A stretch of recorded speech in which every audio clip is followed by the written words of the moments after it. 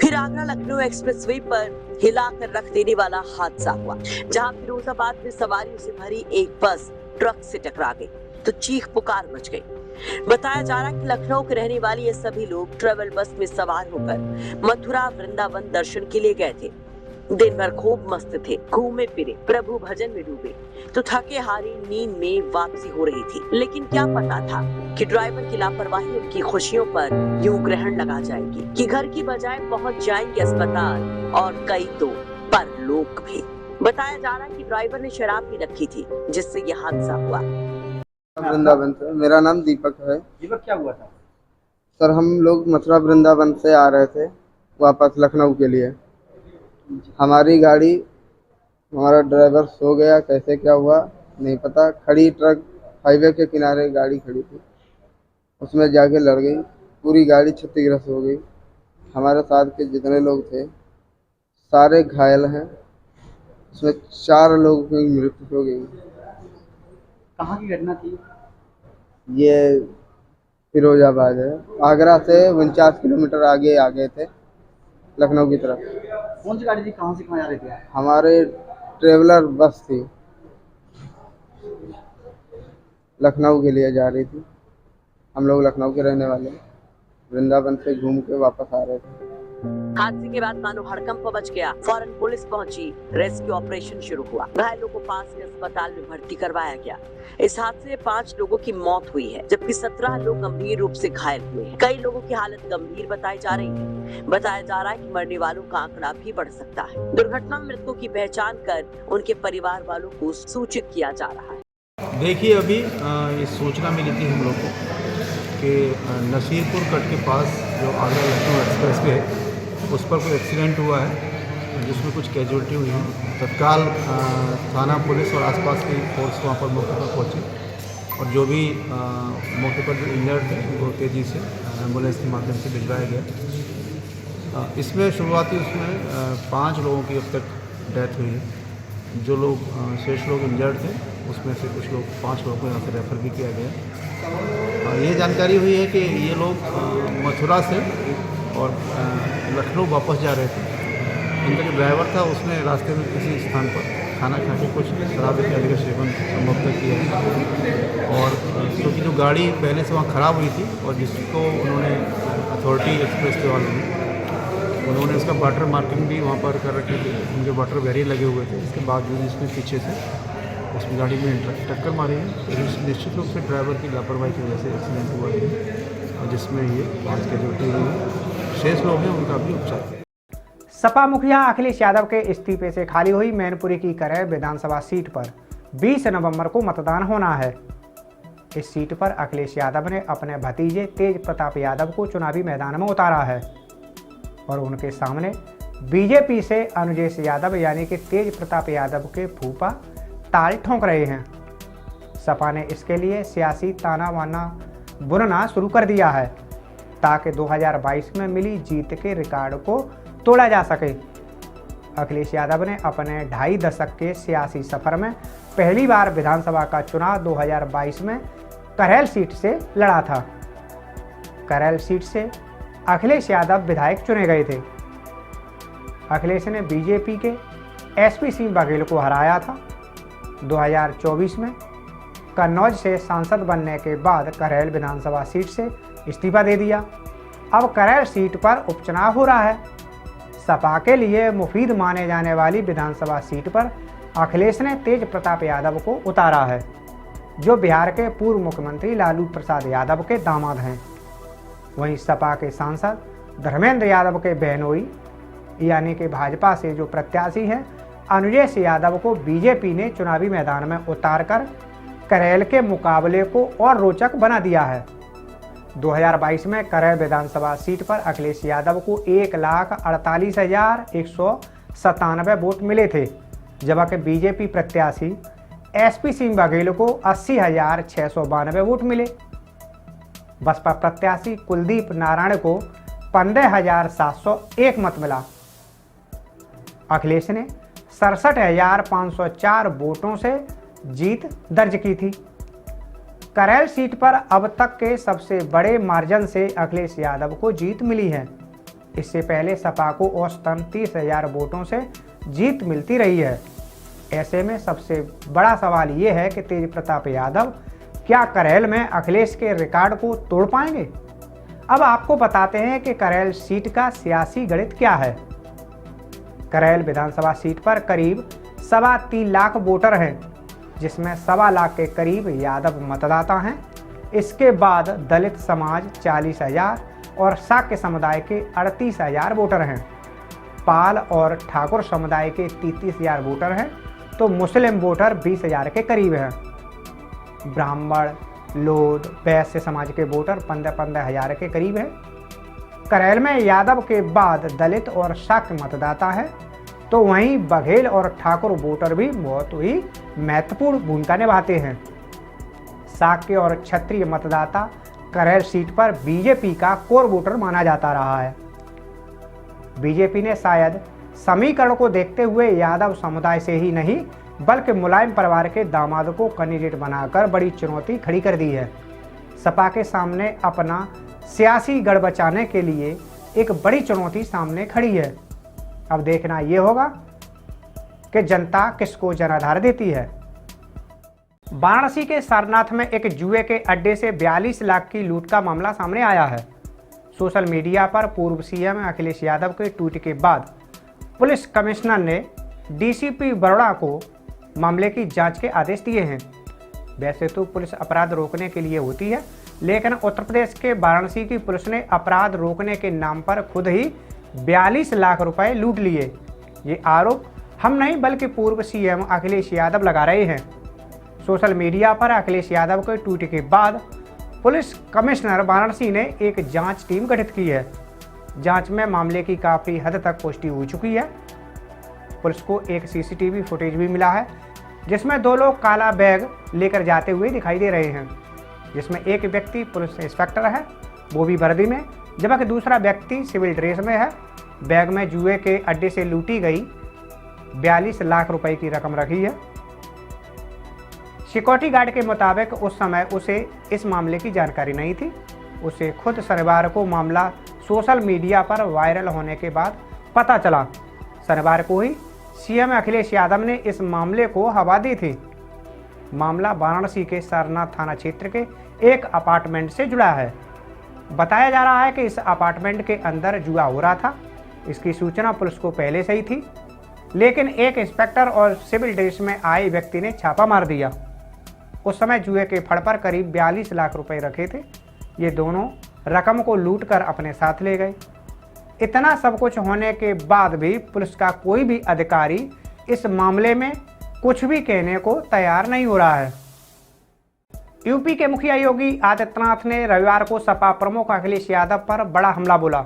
उन्होंने कहा कि समाजवादी पार्टी माफिया अपराधियों को पालने का प्रोडक्शन हाउस है, जहां से दुर्दांत अपराधी, दुर्दांत माफिया और दुर्दांत दुष्कर्मी पैदा होते हैं, और इसके सीईओ अखिलेश यादव हैं। यानी जहां पर हर दुर्दांत अपराधी, हर दुर्दांत माफिया, हर दुर्दांत दुष्कर्मी जहां से पैदा होता है, और इसके सीईओ अखिलेश यादव हैं। उत्तर प्रदेश कभी गुंडई और अराजकता के लिए जाना जाता था। बहन बेटियां सुरक्षित नहीं थी, व्यापारी अपने को असुरक्षित महसूस करते थे, नौकरी पहले ही बढ़ जाती थी, किसान नौजवान दोनों परेशान थे। सबसे पहले पैसों का बंदरबाट होकर पूरा पैसा सैफई चला जाता था। सीएम योगी ने कहा कि पीडीए दंगाइयों अपराधियों का प्रोडक्शन हाउस है। कोई माफिया अपराधी ऐसा नहीं है जो सफाई का चेला न रहा हो। अतीक, मुख्तार जैसे माफिया सफाई प्रोडक्शन हाउस की ही देन है। आज की समाजवादी पार्टी माफियाओं और अपराधियों का जमावाड़ा वाली पार्टी है। इस समाजवादी पार्टी ये पीडीए की बात तो करती है, लेकिन मैं आपको बताऊं इनका पीडीए क्या है। ये प्रोडक्शन हाउस ऑफ दंगाई एंड अपराधी है। एक नई परिभाषा इसको हम दे रहे हैं, प्रोडक्शन हाउस ऑफ दंगाई एंड अपराधी। याद करिए, प्रदेश का कोई भी जितना बड़ा अपराधी और माफिया होगा, जितना बड़ा वह दंगाई होगा, वह समाजवादी पार्टी के इस प्रोडक्शन हाउस का ही हिस्सा होगा। याद करिए, यही क्षेत्र है, खान मुबारक भी इन्हीं का शागिर्द था कि नहीं था? मुख्तार अंसारी भी इनका शागिर्द था, अतीक अहमद भी इनका शागिर्द था, जिन्होंने गरीबों को लूटा, कमजोरों की जमीनों पर कब्जा किया, संपत्ति पर कब्जा करके सामाजिक ताने बाने को छिन्न भिन्न करते थे। और जब डबल इंजन की सरकार आई और सरकार ने अपना वास्तविक रूप इनको दिखाया, तो राम नाम सत्य है होने में भी देर नहीं लगी। उन्होंने कहा कि इसलिए ये नारा बन गया है कि जहां देखे सपाई वहीं बिटिया घबराई। कन्नौज, लखनऊ में यही देखने को मिला था। समाजवादी पार्टी का मतलब हर माफिया और अपराधी का प्रोडक्शन हाउस बन गया है सपा। हर माफिया और अपराधी इसी प्रोडक्शन हाउस से निकले हुए हैं। बहनों और भाइयों, देख सपाई बिटिया घबराई, आज आप देख सकते हैं।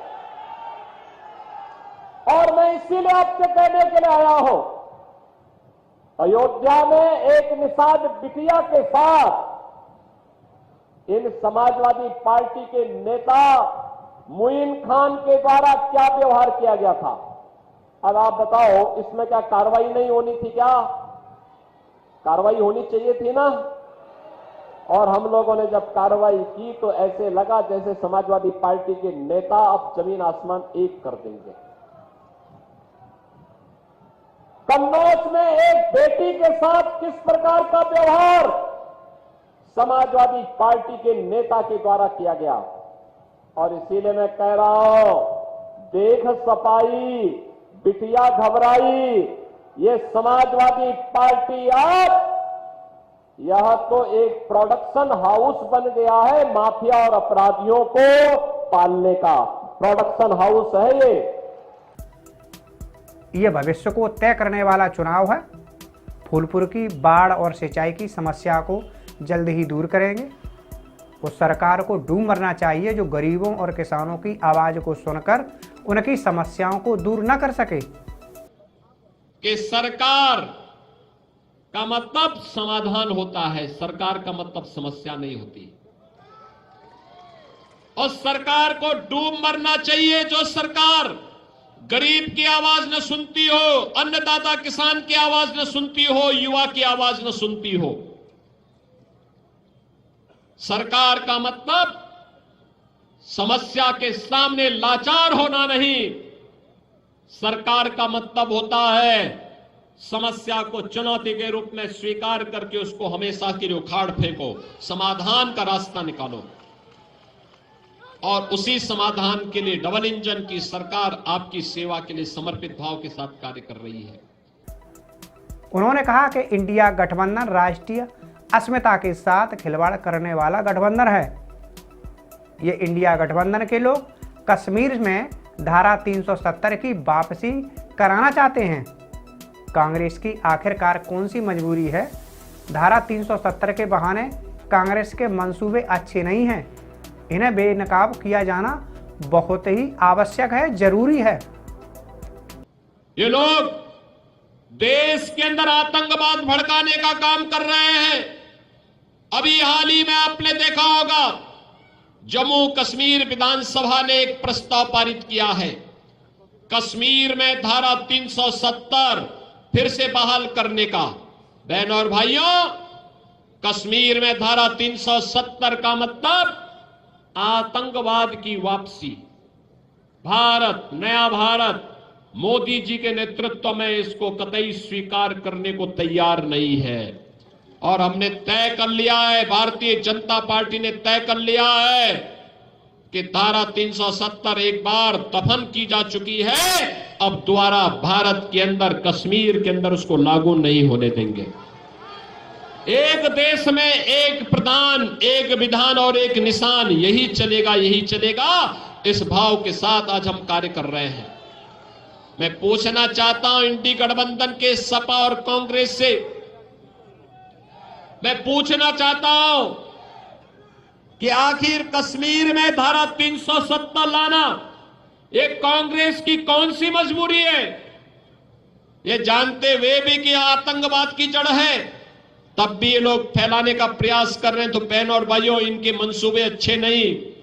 इससे पहले ये सफल हो, इन्हें बेनकाब किए जाने की आवश्यकता है। बिजनौर में एक दंपति और उनके बेटे की पेचकस से गोदकर हत्या कर दी गई। मृतक की मां रविवार की सुबह घर आई तो दरवाजा बंद था। झांक कर देखा तो तीनों के शव पड़े मिले। त्यारे हत्याकांड की खबर लगते ही हड़कंप मच गया। एसपी पुलिस टीम के साथ मौके पर पहुंचे। तीनों के शवों को पोस्टमार्टम के लिए भेज दिया गया है। थाना कोतवाली शहर की खलीफा कॉलोनी का रहने वाला 50 वर्षीय मंसूर उर्फ भूरा कबाड़ बीनने का काम करता था। उसकी मां हसीना कॉलोनी में ही उसके दूसरे भाई के पास रहती थी। रविवार की सुबह लगभग 8 बजे हसीना मंसूर के घर आई। दरवाजा अंदर से बंद था। हसीना ने किसी तरह अंदर झांक कर देखा तो मंसूर और उसकी पत्नी उबैदा खून से लथपथ हालत में घर के बरामदे में पड़ी थी। उसके शोर मचाने पर भीड़ इकट्ठी हो गई। किसी ने दरवाजा तोड़कर अंदर देखा कि मंसूर और उबैदा की मौत हो चुकी थी। घर की तलाशी ली तो दूसरे कमरे में उनका 18 वर्षीय बेटा याकूब भी पड़ा हुआ था, जिसकी मौत हो चुकी थी। इस तिहरे हत्याकांड का पता चलते ही हड़कंप मच गया। एसपी अभिषेक झा घटनास्थल पर पहुंचे। मौके पर कोई हथियार नहीं मिला है, लेकिन सबके घाव देखकर पेचकस से गोदकर हत्या करने की आशंका जताई जा रही है। बताया जा रहा है कि हत्यारे घर के एक ओर की 10 फीट की दीवार फांदकर घर के अंदर दाखिल हुए थे और उसी दीवार को फांदकर फरार हो गए। मंसूर के 5 बच्चे हैं। उसके 2 बेटे जेल में बंद हैं। एक बेटे पर हत्या और दूसरे पर चोरी का आरोप है, जबकि एक बेटे की उनके साथ ही हत्या कर दी गई है। एक बेटा कहीं बाहर रहता है, जबकि एक बेटी है, उसकी भी शादी हो चुकी है। इसके चचेरे भाई का फोन गया था, मैंने दरोगा जी को कॉल करी अपनी चौकी से। दरोगा जी आए, फिर उन्होंने अंदर जाकर गोली खुलवाई तो 2 बॉडी अंदर पड़ी थी। एक के पेट लगा हुआ था, खड़ा था, दूसरा उनका बच्चा अंदर पड़ा था। क्या वजह हो सकती है? वजह का अभी कोई खास जानकारी नहीं मिली, अभी बताएगी, पता करके क्या हुआ। अलीगढ़ मुस्लिम यूनिवर्सिटी के अल्पसंख्यक दर्जे को बरकरार रखने के मामले में सुप्रीम कोर्ट के फैसले को लेकर मुस्लिम समुदाय ने खुशी जताई है। इसी क्रम में आजमगढ़ के गोपालपुर क्षेत्र से सपा विधायक नफीस अहमद के आवास पर मुस्लिम वर्ग के लोगों ने प्रेस वार्ता का आयोजन किया। इस अवसर पर आजमगढ़ के वरिष्ठ हड्डी रोग चिकित्सक डॉक्टर जावेद अहमद ने कहा कि वे खुद वहां से डिग्री हासिल किए हुए हैं, इसलिए अलीगढ़ मुस्लिम यूनिवर्सिटी पर जो सुप्रीम कोर्ट का फैसला आया है उसका सभी लोग स्वागत कर रहे हैं। बाकी जहां पर इतनी बड़ी पॉपुलेशन रहती है तो सबकी आइडियोलॉजी भी अलग रहती है, इसलिए कुछ लोग इसका विरोध करते हैं। अलीगढ़ मुस्लिम यूनिवर्सिटी के दरवाजे सभी के लिए बराबरी से खुलते हैं, वहां पर कोई भेदभाव नहीं होता है। आजमगढ़ में भी बहुत से छात्र वहां से पढ़कर यहां पर तरक्की में सहयोग कर रहे हैं। हिंदू और मुस्लिम इस देश की 2 आंखें हैं और दोनों को हमेशा रोशन रखना होगा। देखिए, ऐसा है कि वो सिर्फ अल्पसंख्यक के लिए नहीं है, एक गलत माहौल जो है बुरा जाता है। वो इतनी उदार जगह है। मैं तो जब मैं स्टूडेंट था तो मेडिकल कॉलेज में अक्सरियत जो है, मेजॉरिटी में जो है हमारे नॉन मुस्लिम भाई जो है वो प्रोफेसर, रीडर, लेक्चरर थे, वो डीन भी थे और प्रिंसिपल भी रह चुके सब लोग। आज की मौजूदा में प्रिंसिपल, डीन और आज के भी और कई बार जो एक्टिंग वाइस चांसलर वहाँ पर हमारे नॉन मुस्लिम भाई लोग सीनियर रह चुके हैं। तो एक उदार जगह, लेकिन जब जो है ये इंस्टीट्यूशन कायम हुआ तो उस वक्त मुसलमानों का जो है पढ़ाई लिखाई का जो तालीमी जो है स्टेटस बहुत ही लो चला गया था। तो सर सैयद अहमद खान ने सोचा कि किसी भी कंट्री में जब तक जो हर एक आदमी एजुकेटेड नहीं रहेगा, अगर उसकी 20% 25% पॉपुलेशन अनएजुकेटेड रहेगी तो हमेशा कंट्री जो है फेल्योर की तरफ जाएगा। उन्होंने ब्रॉडली सिर्फ मुस्लिम के बारे में नहीं सोचा है, तो होल कंट्री के बारे में सोचा। और उन्होंने जब एक अच्छा स्टेटमेंट दिया कि हिंदू और मुस्लिम वो एक दाहिनी या बाईं आंख के बराबर, अगर एक आंख भी कमजोर हो गई, कहानी होगी, तो पूरी दुल्हनी कहानी होगी। वहीं सपा विधायक नफीस अहमद ने भी सुप्रीम कोर्ट के फैसले को लेकर सीजेआई और सुप्रीम कोर्ट को धन्यवाद दिया और कहा कि जिस प्रकार से आर्टिकल 30 के अंतर्गत अल्पसंख्यकों को अपने शिक्षण संस्थानों को स्थापित करने का अधिकार मिला है, वहीं 1967 के अजीज पाशा मामले में भी उन्होंने जो फैसला दिया है उससे भी अल्पसंख्यक वर्ग में काफ़ी प्रसन्नता है। सपा विधायक ने कहा कि वह खुद वहां से पढ़ाई किए हैं और वहां पर कोई भेदभाव नहीं किया जाता है। धर्म और जाति के नाम पर वहां किसी को नहीं रोका जाता। यह देश एक दुल्हन की तरह है जिसकी 2 आंखें हिंदू और मुस्लिम हैं। अगर एक भी आंख खराब हो जाती है तो ऐब आ जाता है, इसलिए दोनों आंखें सही होनी चाहिए। कि पहले तो मैं आप सभी के माध्यम से चीफ जस्टिस ऑफ इंडिया और सुप्रीम कोर्ट के इस फैसले का स्वागत करता हूं और उनका धन्यवाद देता हूं। साथ ही साथ ये फैसला पूरे मुल्क के गंगा जमनी तहजीब के मानने वालों के लिए खुशी की बात है और जो वहां से तालिब स्टूडेंट पढ़ चुके हैं या जो पढ़ रहे हैं, ये सभी के लिए खुशी की बात है कि सुप्रीम कोर्ट ने अपने फैसले में आर्टिकल 30 का हवाला देते हुए, जिसमें संविधान में आर्टिकल 30 में हमको राइट है, सिर्फ हम ही को नहीं बल्कि इस मुल्क में जो भी अल्पसंख्यक समुदाय के लोग हैं वो, और या अल्पसंख्यक समुदाय के साथ साथ वो भाषाई जो यहाँ पे अल्पसंख्यक भाषा है, वो अपनी भाषा के लिए, अपने समुदाय की शिक्षा के लिए अपना इंस्टीट्यूशन भी खोल सकते हैं, उसको चला सकते हैं और सरकार किसी भेदभाव के उसकी मदद कर सकती है। ये संविधान के आर्टिकल 30 में हमें क्या पूरे मुल्क को ये मिला हुआ है, उसके आधार पे सुप्रीम कोर्ट ने ये फैसला दिया। साथ ही साथ जो 1967 में अजीज बादशाह वाला केस था उसको भी उन्होंने खारिज कर दिया और अल्पसंख्यक जो दर्जा एमयू का था उसको बहाल किया है। और साथ ही साथ ये सभी लोगों की चीज कि हिंदुस्तान एक खूबसूरत दुल्हन की तरह है और इस खूबसूरत दुल्हन की 2 आंखें हिंदू और मुसलमान है। अगर एक आंख भी ऐबी रहेगी तो दुल्हन जो है ऐबी दिखेगी।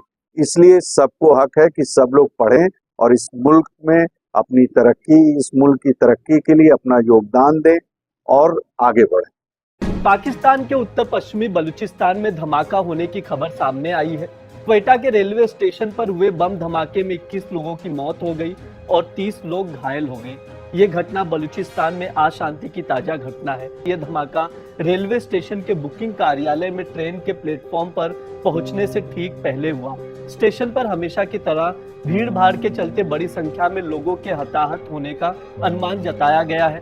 पुलिस और बचाव कर्मी विस्फोट स्थल पर पहुंच गए हैं। क्वेटा के सिविल अस्पताल में आपातकाल लागू कर दिया गया है और अतिरिक्त डॉक्टरों और सहायक कर्मचारियों को भी बुलाया गया है। रेलवे अधिकारियों के अनुसार जाफर एक्सप्रेस सुबह 9 बजे पेशेवर के लिए रवाना होने वाली थी। अधिकारियों ने कहा कि विस्फोट होने पर ट्रेन अभी तक प्लेटफॉर्म तक नहीं पहुंची है। अधिकारियों ने बताया कि कई घायलों की हालत गंभीर होने के कारण विस्फोट में मरने वालों की संख्या बढ़ सकती है। मीडिया से बात करते हुए वरिष्ठ पुलिस अधीक्षक ऑपरेशन क्वेटा मोहम्मद बलूच ने कहा कि विस्फोट आत्मघाती विस्फोट लग रहा है। हालांकि उन्होंने कहा कि आगे की जांच जारी है। मृतकों की संख्या के बारे में विस्तृत जानकारी देते हुए एसएसपी ऑपरेशन बलूच ने कहा कि विस्फोट में मरने वालों की संख्या 21 है और 30 अन्य लोग घायल हुए हैं। पुलिस अधिकारी ने बताया कि यह विस्फोट रेलवे स्टेशन के अंदर हुआ जब पेशावर जाने वाली एक्सप्रेस अपने गंतव्य के लिए रवाना होने वाली थी। विस्फोट जिसने प्लेटफॉर्म की छत को भी क्षतिग्रस्त कर दिया। शहर के विभिन्न क्षेत्रों में दूर दूर तक सुना गया। बम निरोधक दल ने भी घटनास्थल का निरीक्षण किया है। एसएसपी ऑपरेशन ने कहा कि वे जल्द ही विस्फोट की प्रकृति के बारे में जानकारी देंगे। आज लखनऊ विकास प्राधिकरण का बुलडोजर काफी समय बाद फिर से गरजा। और ये अवैध निर्माण पर गर्जा था। केसरबाग में शुभम टाकीज के पास नावे बेसमेंट के ग्राउंड पर करीब 2500 वर्ग फीट के करीब अवैध निर्माण को लखनऊ विकास प्राधिकरण की टीम ने ध्वस्त कर दिया। एलडीए अफसरों की माने तो इस निर्माण के विरोध में कई बार शिकायत की गई थी। शिकायत के आधार पर ही विकास प्राधिकरण ने ये कार्रवाई की है। उत्तर प्रदेश में बुलडोजर एक्शन को लेकर सुप्रीम कोर्ट ने योगी सरकार को फटकार लगाई थी। इसके बावजूद रविवार को लखनऊ के कैसरबाग में बने अवैध निर्माण पर एलडीए का बुलडोजर गरजा। बुलडोजर ने ध्वस्तीकरण की कार्रवाई को अंजाम दिया। ये बिल्डिंग निर्माणाधीन थी। आरोप है कि इस बिल्डिंग के नीचे 2 फ्लोर का बेसमेंट तैयार किया जा रहा था, जो कि पूरी तरह से अवैध था। इसके साथ ही निर्माणाधीन बिल्डिंग का लखनऊ विकास प्राधिकरण से नक्शा भी पास नहीं कराया गया था। उत्तर प्रदेश की राजधानी लखनऊ के कैसरबाग इलाके में एलडीए का अवैध निर्माण के खिलाफ बुलडोजर गरजा। दूसरे दिन भी प्रशासन की ये कार्रवाई चलती रही। बता दें कि एक दिन पहले भी शुभम सिनेमा के पास बेशकीमती जमीन पर बने 2 मंजिला अवैध निर्माण को बुलडोजर से ध्वस्त किया गया था। इस मामले में एलडीए कोर्ट ने बिल्डिंग को गिराने का आदेश दे दिया था। इसे लेकर कमिश्नर कोर्ट में अपील की गई थी, लेकिन वहां से भी इसको खारिज कर दिया गया था। कैसरबाग इलाके में एएफआई अपार्टमेंट के बाद एलडीए की ये बड़ी कार्रवाई है। मौके पर कोई विवाद न हो, इसके लिए कैसरबाग पुलिस की टीम भी मुस्तैद रही। एलडीए अधिकारी ने बताया कि इस बिल्डिंग का ना तो नक्शा पास था, न ही इस बिल्डिंग में बिजली कनेक्शन था। कॉम्प्लेक्स फर्जी तरीके से हासिल की गई विवादित जमीन पर बनाया गया था। एलडीए के बुलडोजर एक्शन का कैसरबाग के लोगों ने विरोध भी किया। लोगों का कहना था कि पहले तो एलडीए की तरफ से गलत नाम पर प्रॉपर्टी जारी की गई, इसके साथ ही नक्शा प्रक्रिया में था। हाई कोर्ट में भी टाइटल शूट का मुकदमा चल रहा है, जिसमें कोर्ट ने यथास्थिति बरकरार रखने की बात कही थी। बिल्डिंग मालिक का कहना है कि एलडीए अधिकारियों के खिलाफ वो कोर्ट जाएंगे। इन्होंने जबरन इस निर्माण को गिराया, किसी और के नाम की नोटिस काट के हमारे निर्माण को इन्होंने गिराया, जबकि सारे पेपर हैं, हाईकोर्ट का आदेश है जिसमें साफ लिखा हुआ है। शुभम सिनेमा के पास यह अवैध निर्माण अरमान के नाम से करीब 2500 वर्ग फुट में किया जा रहा था। लखनऊ विकास प्राधिकरण के विशेष कार्य अधिकारी शशि भूषण पाठक की अगुवाई में टीम कार्रवाई के लिए मौके पर पहुंची। पुलिस और पीएसी के जवान भी इस कार्रवाई के दौरान मौजूद थे। भारी सुरक्षा के इंतजाम भी किए गए थे और उसी की निगरानी में ही ये अवैध निर्माण को ध्वस्त कर दिया गया। उपचुनाव में भाजपा की तैयारियों को धार देने के लिए योगी आदित्यनाथ शुक्रवार को गाजियाबाद पहुंचे। पन्ना प्रमुखों की बैठक में कहा कि आपको सिर्फ चुनाव जिताना नहीं है, बल्कि रिकॉर्ड वोटों से जिताना है। सपा पर निशाना साधते हुए कहा कि सपा आपकी सुरक्षा में सेंध लगाती है, आपकी आस्था के साथ खिलवाड़ करती है, बहन बेटियों की सुरक्षा के लिए खतरा बनी हुई है। इन लोगों को आप जितना समाज से दूर रखेंगे, उतना ही आपका कल्याण होगा। जो पार्टी विकास विरोधी हो, युवा विरोधी हो, महिला विरोधी हो, व्यापारी विरोधी हो, जन आस्था का सम्मान न कर सकती हो, क्या उस पार्टी को चुनाव जीत करके जाना चाहिए? क्या जाना चाहिए? क्या गाजियाबाद वासियों में आप इसे पूछना चाहता हूं। तो फिर छाती ठोक करके कैसे ये लोग चोरी और सीना चोरी करने का प्रयास करते हैं? यही प्रश्न करने के लिए मैं आज आपके पास आया हूं, आपसे कहने के लिए। बहनों और भाइयों, लोकसभा चुनाव में के समय समाजवादी पार्टी ने अनेक प्रकार के अफवाह पैदा कराई, अनेक प्रकार के। याद करिए, सबसे अधिक अनुसूचित जाति के उत्पीड़न की घटनाएं समाजवादी पार्टी की सरकार के समय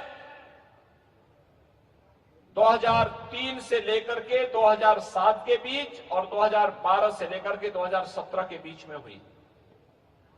सीएम योगी ने कहा कि पहले ये चुनाव 13 नवंबर को होना था, लेकिन फिर तारीखों में बदलाव कर दिया गया, क्योंकि सभी राजनीतिक दलों ने कार्तिक पूर्णिमा स्नान को ध्यान में रखते हुए 15 नवंबर के बाद तारीख तय करने का चुनाव आयोग से अनुरोध किया था। चुनाव आयोग ने आस्था का सम्मान किया और चुनाव की तारीखों में बदलाव कर दिया, लेकिन समाजवादी पार्टी ने इसका भी विरोध कर दिया। आपने देखा होगा ये चुनाव पहले 13 नवंबर को था। 13 नवंबर के बाद तिथियां टली, क्योंकि लगभग कमोवेश सभी राजनीतिक दलों ने कार्तिक पूर्णिमा के स्नान को देखते हुए चुनाव आयोग से इस बात की अपील की थी कि 15 नवंबर की तिथि ध्यान में रखते हुए इसको आगे चुनाव किया जाए। भारत निर्वाचन आयोग ने जन आस्था का सम्मान किया, 20 नवंबर को चुनाव की तिथि तय की।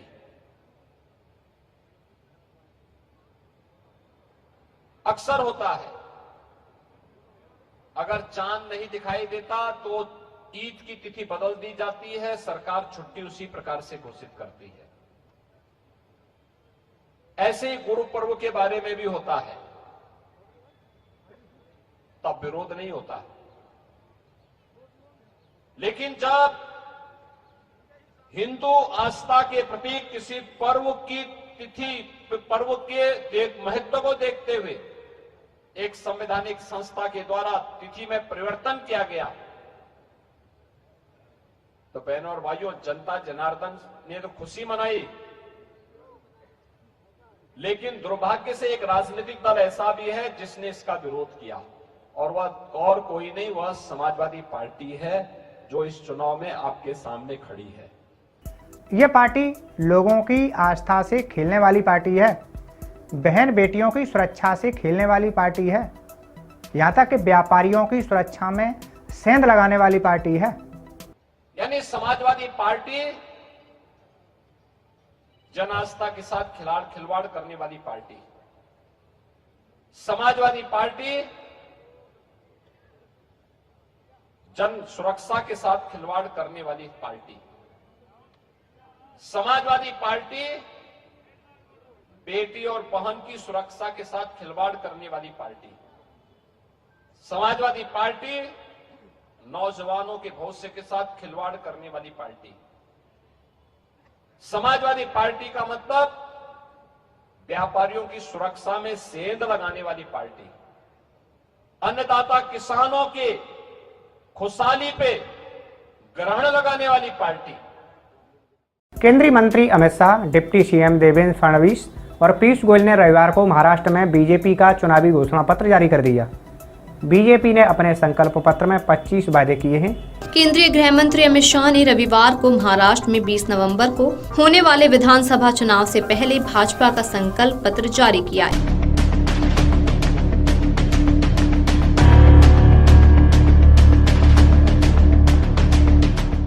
इस मौके पर उप मुख्यमंत्री देवेंद्र फडणवीस, प्रदेश भाजपा अध्यक्ष चंद्रशेखर बावनकुले, मुंबई भाजपा अध्यक्ष आशीष शेलार, केंद्रीय मंत्री पीयूष गोयल और पार्टी के अन्य नेता मौजूद थे। उप मुख्यमंत्री देवेंद्र फडणवीस ने संकल्प पत्र जारी करने के बाद कहा कि एआई ट्रेनिंग हब हम बनाएंगे, सभी स्कूल और कॉलेज में ये ट्रेनिंग दी जाएगी। हम 25 लाख जॉब का निर्माण करेंगे, सीनियर सिटीजन की पेंशन हम 1500 से 2100 करेंगे। फिनटेक का और एयरनॉटिक पर हमारा ज्यादा फोकस होगा ताकि नौजवान लोगों को आगे ज्यादा मौका मिले।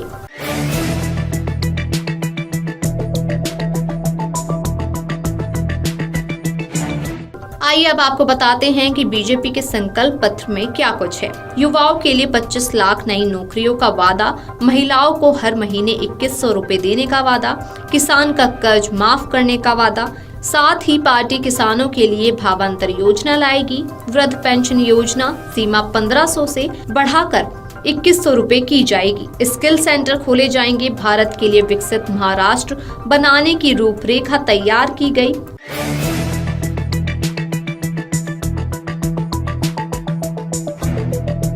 उप मुख्यमंत्री देवेंद्र फडणवीस ने कहा कि महाराष्ट्र के लिए भाजपा का चुनाव संकल्प पत्र विकसित भारत के लिए विकसित महाराष्ट्र बनाने की रूपरेखा है। महाराष्ट्र विधानसभा चुनाव 20 नवंबर को होने हैं और सभी 288 निर्वाचन क्षेत्रों के लिए मतगणना 23 नवंबर को होगी। 2019 के विधानसभा चुनावों में भाजपा ने 105 सीटें, शिवसेना ने 56 और कांग्रेस ने 44 सीटें जीती। 2014 के लोकसभा चुनाव में भाजपा को 122, शिवसेना को 63 और कांग्रेस को 42 सीटें मिली थी।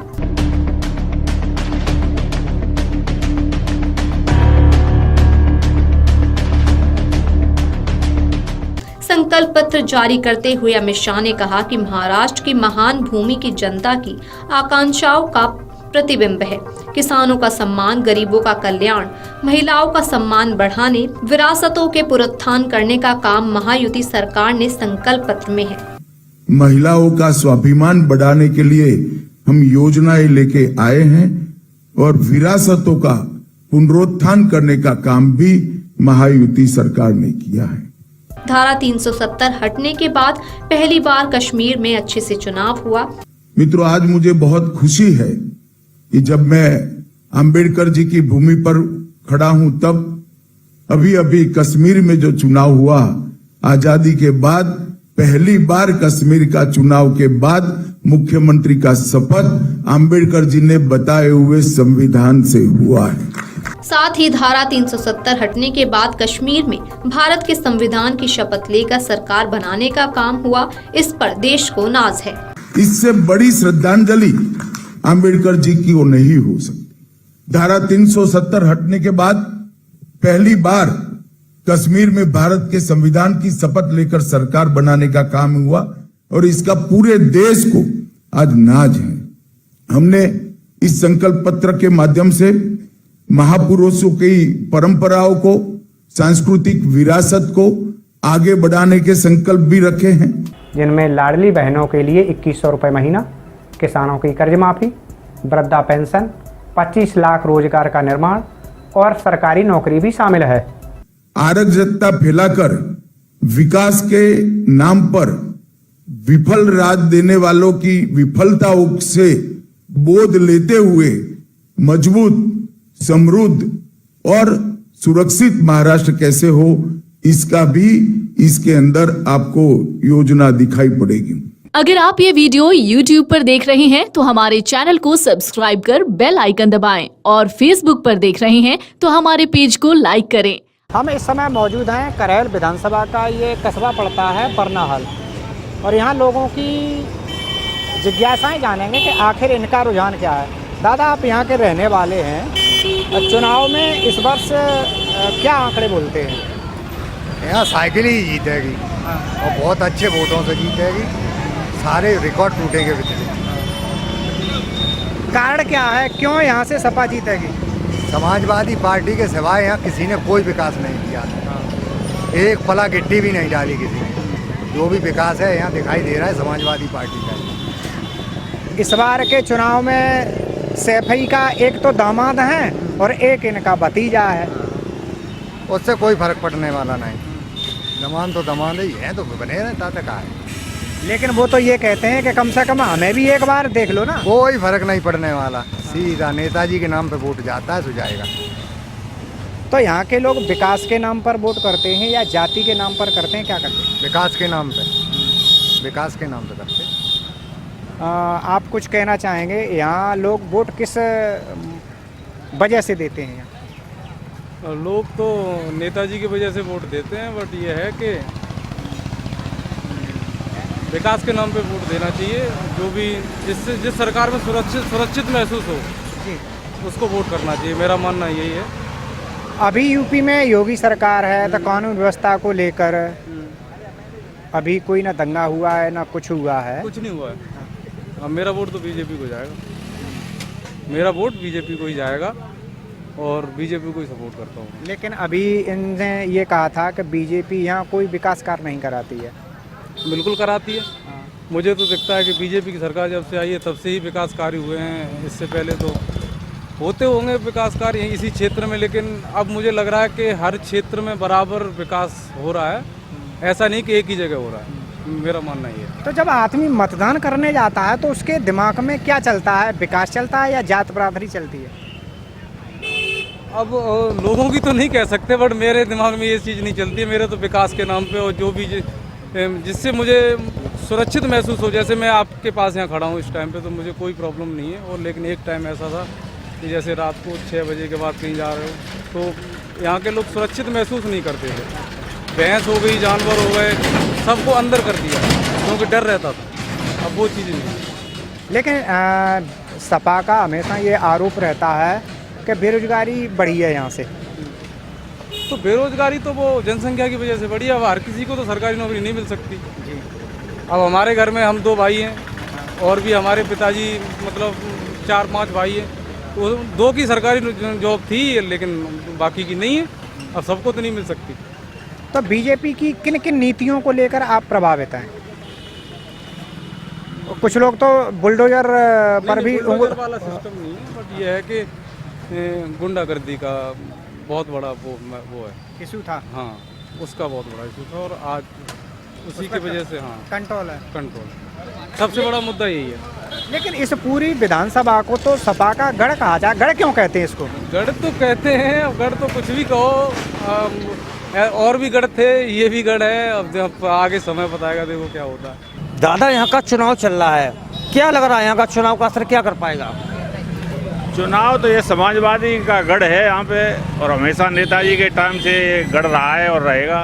तो गढ़ बच जाएगा या टूट जाएगा? गढ़ टूटने वाला नहीं है, ये समाजवादी का गढ़ कभी टूटा ही नहीं है। तो अब की बात तो बीजेपी ने बड़ा लंबा दांव खेला है कि उनके रिश्तेदार को ही बीजेपी ने उतार दिया। रिश्तेदार का आधार क्या है? रिश्तेदार तो रिश्तेदारी का ही तो पहचान है, और उनकी खुद की तो कोई पहचान है नहीं। क्यों? उनकी माताजी पूर्व विधायक रह चुकी हैं। तब भी समाजवादी पार्टी से ही थी, नेताजी के आधार से ही थी। जी जी, खुद का कोई आधार थोड़ी है। अगर खाद की किसानों की बात करी जाए तो खाद को लेकर के क्या कैसी का माहौल रहा? खाद को लेकर किसान बीजेपी से बहुत रुष्ट हैं, बहुत बड़ी परेशानियां झेल रहे हैं। जी। आज तक आलू वाले किसानों को खाद पर्याप्त नहीं हो पा रही है, ब्लैक में खरीद करनी पड़ रही है। जी जी। बहुत सारी परेशानियां हैं खाद के लिए भी। बता रहे खाद की बहुत परेशानियां हैं। बहुत ज़्यादा है। 2 बोरी मिल रही, उससे क्या होगा, वो भी बहुत मुश्किल। क्या लग रहा है, समाजवादी गढ़ बचेगा या टूटेगा? कुछ कह नहीं सकते भाई साहब, घर घर की सरकार बनाने चाह रहे हैं, ऐसे कैसे बन जाएगा? इधर जीजा उधर साले, तो कौन जीत पाएगा? अब कुछ कह नहीं सकते अभी। अनुमान होगा आपका? अनुमान में तो देखो अक्षय यादव ही का सुन रहे हैं। अक्षय यादव, अच्छा, तेज प्रताप यादव तो बाजी मारेंगे। देखो बता तो रहे हैं 80% लोग। 80%। क्या लग रहा दादा, करैल में किसके क्या विकास का मुद्दा क्या होगा? विकास का मुद्दा क्या, विकास कराई नहीं भाजपा सरकार ने। देखो इतने गड्ढा डरे पानी में सर निकलते 24 घंटे। अरे गड्ढा पड़े। हाँ, वोट तो तेज प्रताप यादव को मिलेगा। 80% नहीं 85%। खाद तो सही टाइम से मिलती है। खाद लाइन लगी है यहाँ से वहाँ तक, अब भटक रहे। 1700 की 1800 की मिल रही है। 1800 की मिल रही है। 1800 की दे रहे साहब, टाइम से नहीं मिल रही। ब्लैक मार्केटिंग हो रहा है सब। जितने बड़े बड़े डीलर हैं उन्होंने खाद के जो प्राइवेट डीलर सब खाद समस्या और वोट की समस्या। खाद तो थोड़े दिन के लिए, फिर लेकिन जो सीट यहाँ से होगी वो तो फिर हमेशा के लिए होगी। नहीं तो किसानों के हित में क्या काम किया है? धान का मूल्य देख लीजिए, समर्थन मूल्य किसी भी फसल का देख लीजिए, सब किसान तो घाटे में है। किसान के लिए तो कोई बीजेपी सरकार कुछ कर ही नहीं रही है। 1400 बारी क्या 1700 की बिक रही? हाँ, 1700 की खुलेआम साहब बिक रही है हर दुकान में। चलो ब्लैक डुप्लीकेट और मिल रही सर। डुप्लीकेट तो गढ़ दे। चलो अब चेक कराओ। तो गढ़ बचेगा। भाजपा यहाँ से 0%। दादा, क्या नाम क्या है आपका? श्यामी सिंह। कहाँ के रहने वाले हो? मौजा फूलापुर नगला डांडा। अच्छा, इलेक्शन चल रहा है, क्या लग रहा है? हम तो ये चल रहा है कि कुछ विकास चाहिए। विकास चाहिए। हमारे रामताल पे थोड़ा सा टुकड़ा है। हाँ। आज कई वर्ष से हो गई, वो हो नहीं रहा है। तो बीजेपी तो बहुत कह रही, मैं तो बहुत विकास किया है, लेकिन उधर ध्यान नहीं दे रहा है। तो क्या लग रहा है, मूड किधर रहेगा अब की बार इलेक्शन में? मूड हमारा विकास होगा उधर, जिधर विकास होगा। विकास तो भाजपा ही कर रहे हैं जी, बीजेपी कर रही विकास। तो लग रहा है एक बार मूड करहल का बदलेगा। बदले तो ठीक है। जय दादा, करहल विधानसभा में उपचुनाव चल रहा है, दोनों पार्टियां जी जान से लगी हुई हैं, क्या मुद्दे होंगे इस बार चुनाव में? हाँ भाई, हमें हमारे तो पार्टी वाले जाने काम मुद्दा वही। तो आप क्या चाहते, विकास चाहते क्या है? विकास दुनिया चाहते होगा चाहते हैं। तो विकास किसने ज्यादा कराया? वही करा रहे विकास का। तब भी विकास किसने ज्यादा कराया? विकास अखिलेश ने ज्यादा कराओ जी, पहले तो अखिलेश ने कराओ और बाद में रहो दूसरे करा रहे, जो पार्टी में आता है विकास ही कराता है। तो करा रहे हैं, तो क्या मन बनेगा कुछ? किधर मन बनेगा? हाँ तो भाई सफाई में मन बनी। क्या मूड चल रहा है अब की बार करल विधानसभा में वोटों का? ये बढ़िया है ना कि किस मुद्दे पर चुनाव हो रहा है? विकास किसने ज्यादा किया है? सपा ने ज्यादा किया है। तो क्या लग रहा है करहल में? करल तेजू आएंगे। तेजू आएंगे? करहल विधानसभा की रहने वाले हो? कौन सा गांव है? दली नगर। जिस तरीके से देखा जाए करहल विधानसभा में चुनाव चल रहा है, अब की बार क्या मन रहेगा कि करहल में समाजवादी वापस हो पाएगी या बीजेपी यहाँ से खाता खोल पाएगी? बीजेपी तो खाता शायद खोलेगी, लेकिन जीत समाजवादी पार्टी की होगी। खाता बीजेपी खोलेगी, जीत समाजवादी पार्टी की होगी। ये सीट का खाता नहीं बता रहे। हाँ। मैंने वोटों का समझा था, आपने कहेगा खाता खोलेगी, वोट तो उसके उनके भी पड़ेंगे। क्या मुद्दे होंगे? मुद्दे विकास के ही होते हैं। विकास सबसे ज्यादा विकास चाहिए। क्या लग रहा 10 सालें होती है वही आ रही हैं बीजेपी को, और समाजवादी भी रही। यहाँ जिस तरीके से समाजवादी पार्टी के राष्ट्रीय अध्यक्ष लेके सभी लोग कह रहे हैं कि ये तो गढ़ है समाजवादियों का, तो क्या अब की बार गढ़ टूट पाएगा या गढ़ बच पाएगा? गढ़ तो बिल्कुल बचेगा ही। यहाँ किसानों का एरिया है, यहाँ खाद नहीं मिलती है, डीएपी की किल्लत रहती है। तो हम लोग किसान हैं, हम तो हमेशा से ही समाजवादी पार्टी को वोट करते हैं। तो बीजेपी ने तो किसान निधि दी है, किसानों के हित की बात की है। 2000 रुपया से क्या होता है? खाद नहीं मिल रही है, किसानों को खाद चाहिए, 2000 रुपया नहीं चाहिए। नहीं चाहिए? अरे नहीं चाहिए, चाहिए तो मिल जाए तो ठीक है, न खाद की जरूरत है। तो करहल विधानसभा में तो बीजेपी ने 2 बड़े भव्य मंदिर बनवा दिए, ओछा में भी बनवाया और मारकंठ में भी बनवाया, उसका कुछ नहीं? मंदिर तो पूजा तो घर में बैठ के हो जाती है जी, पूजा तो घर में चारपाई पे बैठ के भी हो सकती है, लेकिन विकास चाहिए। विकास चाहिए। कितने दिन हो गए बरनाल में? बरनाल में काफी दिन हो गए। तब भी कितनी सालें हो गई? हमारा पूरा जीवन ही निकल गया। पूरा जीवन निकल गया। हाँ। तो आपके पास काफी लोग आते होंगे सुबह से लेकर शाम तक दुकान पर, तो क्या यहाँ के लोग कह रहे हैं? यहाँ चुनाव का टाइम चल रहा, क्या लोग कह रहे हैं? जय कह रहे हैं गढ़ है तो गढ़ ही जीतेगा। गढ़ है, गढ़ ही जीतेगा। हाँ। तो गढ़ कोई नहीं तोड़ पाएगा। गढ़ कैसे टूट जाए? नहीं टूट पाएगा अब की बार। हाँ। बच के रहेगा। बच के रहेगा। सपा को गढ़ है, सपा का गढ़ है। हाँ।